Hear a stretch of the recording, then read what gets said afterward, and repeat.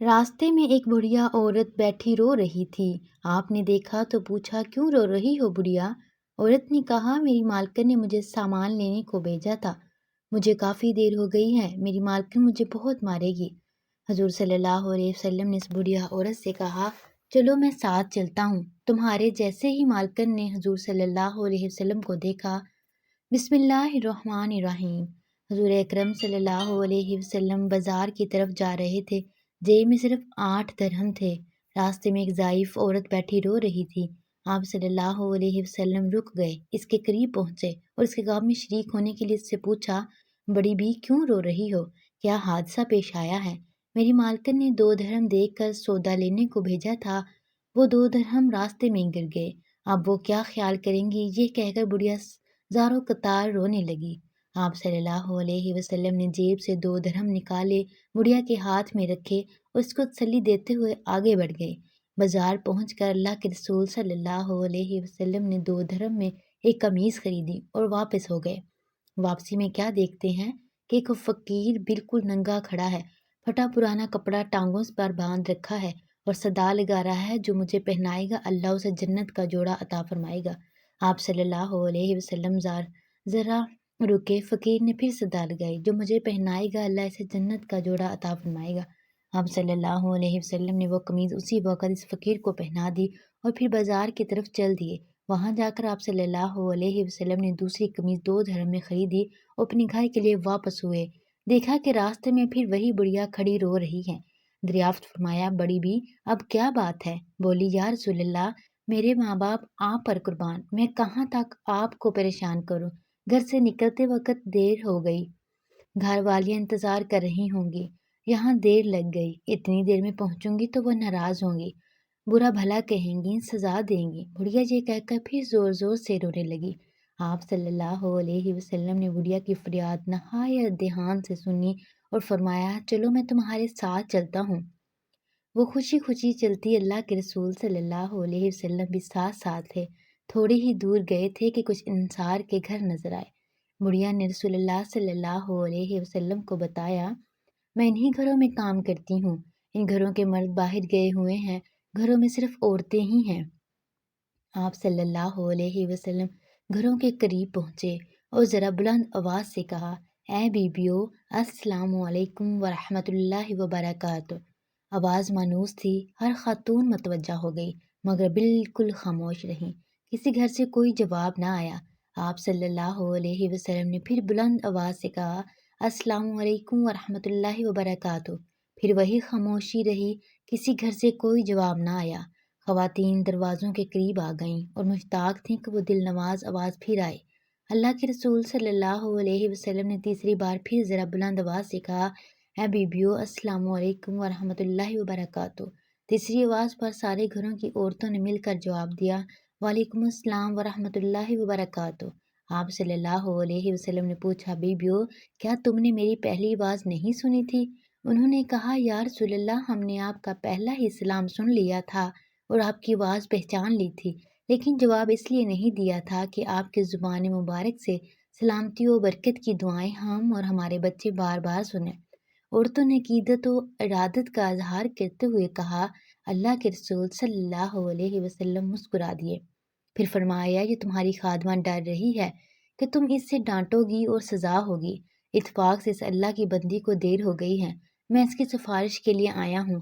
رسول اللہ صلی اللہ علیہ وسلم کے الفاظ سن کر خواتین کی آنکھوں میں آنسو آ گئے اور ایک زبان ہو کر بولی، یا رسول اللہ صلی اللہ علیہ وسلم، یہ آپ کو سفارش کے لیے لے کر آئی ہیں تو آپ گواہ رہیں، ہم اسی وقت اس کو آزاد کرتے ہیں، اب اس پر کسی کا کوئی حق نہیں۔ باندی کی آزادی پر آپ صلی اللہ علیہ وسلم کا چہرہ خوشی سے چمک اٹھا اور آپ صلی اللہ علیہ وسلم ان نیک خواتین کو دعائیں دیتے ہوئے خوشی خوشی گھر واپس آ گئے۔ اللہ کے رسول صلی اللہ علیہ وسلم کی اعلیٰ اخلاق کا ایک پہلو یہ بھی تھا کہ آپ نے ایسے عام آدمی کو بھی عزت اور وقار عطا فرمایا جسے معاشرے میں کوئی خاص اہمیت حاصل نہ تھی۔ بنو شیعہ عربوں کے مشہور قبیلہ بنو غطفان کی ایک شاخ ہے۔ یہ قبیلہ زمانہ قدیم سے مدینہ منورہ کے اطراف میں آباد تھا۔ اس قبیلے کا ایک بدوی ظاہر بن حرام رضی اللہ تعالی عنہ مدینہ منورہ سے کچھ فاصلے پر رہتا تھا۔ یعنی نہایت غریب شخص تھا۔ شکل و صورت میں بھی زیادہ خوبصورت نہ تھا، مگر اس کی ایک اہم خوبی یہ تھی کہ یہ اللہ کے رسول صلی اللہ علیہ وسلم سے بہت محبت کرتا تھا، اور اللہ کے رسول صلی اللہ علیہ وسلم بھی اس سے خوب محبت کرتے تھے۔ ظاہر بن حرام ایشیائی جب بھی مدینہ منورہ آتا تو اللہ کے رسول صلی اللہ علیہ وسلم کے لیے کچھ دیہاتی تحفے مثلا تازہ سبزیاں، پھل، ستو، شہد وغیرہ لے کر آتا۔ ظاہر جب واپس جانے لگتا تو اللہ کے رسول صلی اللہ علیہ وسلم بھی اسے شہری سوغاتیں دے کر رخصت فرماتے۔ ایک دن تو اللہ کے رسول صلی اللہ علیہ وسلم نے ظاہر کو ایک ایسا اعزاز عطا فرمایا جو غالباً کسی اور صحابی کے حصے میں نہ آیا۔ ارشاد فرمایا، ظاہر ہمارا دیہاتی دوست اور ہم اس کے شہری دوست ہیں، ذرا حدیث کے الفاظ پر غور فرمائیے۔ یقیناً ہر شہری خاندان کا ایک دیہاتی دوست ہوتا ہے، اور آل محمد کا دیہاتی دوست ظاہر بن حرام ہے۔ ظاہر سیدھا سادہ آدمی تھا، شہری آداب سے ناواقف تھا۔ جب اپنے گاؤں سے آتا تو اپنی ہمراہ لائی ہوئی سوغاتیں لے کر بازار ہی میں کسی جگہ کھڑا ہو جاتا اور بیچنا شروع کر دیتا۔ پرانے زمانے سے یہ دستور چلا آ رہا ہے کہ دیہات سے جب کوئی شخص سبزیاں، پھل وغیرہ لے کر آتا تو لوگ بھاگتے ہوئے اس کے ارد گرد اکٹھے ہو جاتے۔ انہیں تازہ سبزیاں مل جاتی ہیں جو عموماً سستی ہوتی ہیں۔ ایک مرتبہ ایسا ہوا کہ ظاہر اپنے ہمراہ کچھ دیہاتی سوغاتیں لے کر مدینہ منورہ کے بازار میں آیا اور ایک جگہ کھڑا ہو کر انہیں بیچنے لگا۔ اس کی قسمت اچھی تھی کہ اللہ کے رسول صلی اللہ علیہ وسلم بھی بازار میں تشریف لے آئے۔ آپ صلی اللہ علیہ وسلم نے اپنے دیہاتی دوست کو دیکھا تو آپ نے پیچھے سے جا کر اس کی آنکھوں پر اپنے مبارک ہاتھ رکھ دیے۔ پیارے ناظرین، ذرا تصور کیجئے کہ ظاہر کی آنکھوں پر اللہ کے رسول صلی اللہ علیہ وسلم کے ریشم سے زیادہ نرم و نازک اور عنبر و گلاب سے زیادہ خوشبودار ہاتھ ہیں۔ پہلے تو وہ گھبرایا اور گھبراہٹ کی عالم میں یہ کہہ رہا ہے، کون ہے بھائی، میری آنکھوں پر کس نے ہاتھ رکھ دیے ہیں؟ لیکن جب اس نے اللہ کے رسول صلی اللہ علیہ وسلم کے مبارک ہاتھوں کی نزاکت کو محسوس کیا اور آپ صلی اللہ علیہ وسلم کی خوشبو سونگھ لی تو اسے معلوم ہو گیا کہ اس کے پیچھے تو کائنات کے امام کھڑے ہیں۔ اس نے موقع غنیمت جانا اور اپنی پشت کو اللہ کے رسول اللہ صلی اللہ علیہ وسلم کے سینے سے ملنا شروع کر دیا۔ اللہ کے رسول صلی اللہ علیہ وسلم نے محبت بھرے انداز میں فرمایا، لوگوں، کون ہے جو اس غلام کو خریدے؟ ظاہر نے بھی محبت بھرے انداز میں عرض کیا، اللہ کے رسول صلی اللہ علیہ وسلم، مجھ جیسے کالے کلوٹے دیہاتی کو کون خریدے گا؟ کیا کرے گا؟ وہ تو بڑے خسارے کا سودا کرے گا۔ میری تو قدر و قیمت ہی کوئی نہیں، میں تو بیکار آدمی ہوں۔ آپ صلی اللہ علیہ وسلم نے جواب میں ارشاد فرمایا، پیارے، ایسا نہ کہو۔ کیا تمہیں کسی نے کہا ہے کہ تمہاری کوئی قدر و قیمت نہیں؟ تم اللہ کے ہاں بیکار نہیں ہو، تم اللہ اور اس کے رسول صلی اللہ علیہ وسلم سے محبت کرنے والے ہو، اس لیے تم اللہ کے ہاں بڑے قیمتی ہو۔ احادیث مبارکہ میں موجود ہے کہ رسول کریم صلی اللہ علیہ وسلم کی وسعت کے بارے میں ایک بھیڑیے نے ایک یہودی چرواہے کو آگاہ کیا تھا۔ اس واقعے کو حضرت ابو سعید خدری رضی اللہ تعالی عنہ اور حضرت ابو ہریرہ نے بیان فرمایا ہے۔ اس واقعے کو علماء صدق نبوت کے معجزات کے ضمن میں بیان کرتے ہیں، کیونکہ بھیڑیے کا کلام کرنا حقیقت میں معجزہ ہے۔ امام بہقی اور امام احمد نے روایت کے ساتھ بیان کیا ہے۔ واقعہ یوں ہے کہ ایک بھیڑیا کسی چرواہے کی بکریوں کے پاس آیا اور ان میں سے ایک بکری اٹھا کر لے گیا۔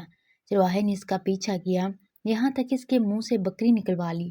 بھیڑیا ایک ٹیلے پر چڑھ گیا اور وہاں اپنی پشت کے بل گھٹنے اوپر اٹھا کر بیٹھ گیا اور اپنے دم اوپر اٹھا کر کہنے لگا، تم نے میرے منہ سے وہ رزق چھین لیا ہے جو اللہ نے مجھے عطا کیا تھا۔ اس چرواہے نے کہا، بخدا، میں نے آج سا دن پہلے کبھی نہیں دیکھا تھا کہ بھیڑیا باتیں کر رہا ہے۔ بھیڑی نے جواب دیا، اس سے بھی عجیب بربادی ہے کہ ایک آدمی یعنی حضور اکرم صلی اللہ علیہ وسلم دو میدانوں کے درمیان واقع نخلستان ہوں۔ مدینہ میں بیچا جو کچھ ہو چکا ہے اور جو ہونے والا ہے، اس کی خبریں لوگوں کو دے رہا ہے۔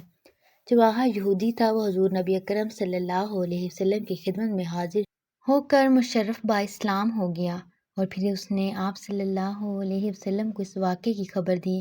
پھر فرمایا، یہ قیامت سے قبل واقع ہونے والی نشانیوں میں سے ایک نشانی ہے۔ وہ وقت قریب ہے کہ ایک آدمی اپنے گھر سے نکلے گا، اس کی واپسی اس کے جوتے اور اس کے چابک بتائیں گے کہ اس کے گھر والوں نے اس کے پیچھے کیا کیا۔ حضرت عباس بن اوس رضی اللہ تعالیٰ عنہ بیان کرتے ہیں، میں اپنی بکریوں کے پاس تھا کہ ایک بھیڑیا آیا اور اس نے مجھ سے حضور نبی اکرم صلی اللہ علیہ وسلم کی نبوت کے متعلق کلام کیا۔ بس وہ حضور نبی اکرم صلی اللہ علیہ وسلم کی خدمت اقدس میں حاضر ہوئے اور اسلام قبول کر لیا۔ حضرت موسیٰ علیہ السلام کسی مقام سے گزر رہے تھے کہ ان کی نظر ایک چرواہے پر پڑی۔ وہ اپنے خدا کے ساتھ محو گفتگو تھا۔ وہ کہہ رہا تھا کہ یا اللہ، اگر تو میرے پاس ہو تو میں تیرے بالوں میں کنگھی کروں، تیری جوئیں نکالوں، تیری خدمت کروں، تجھے کھانے پینے کے لیے کچھ پیش کروں۔ اگر تو بیمار ہو تو تیری تیمارداری کروں۔ اگر مجھے تیری رہائش کا علم ہو تو میں صبح و شام تمہارے لیے کھانا پینے کا سامان لاؤں۔ میں اپنے تمام بکریاں تیری ذات پہ قربان کروں۔ حضرت موسیٰ علیہ السلام نے اس چرواہے سے دریافت کیا کہ تم کس سے بات کر رہے ہو؟ اس نے جواب دیا کہ میں اپنے اللہ سے مخاطب ہوں، جس نے ہمیں پیدا کیا اور زمین اور آسمان تخلیق فرمایا۔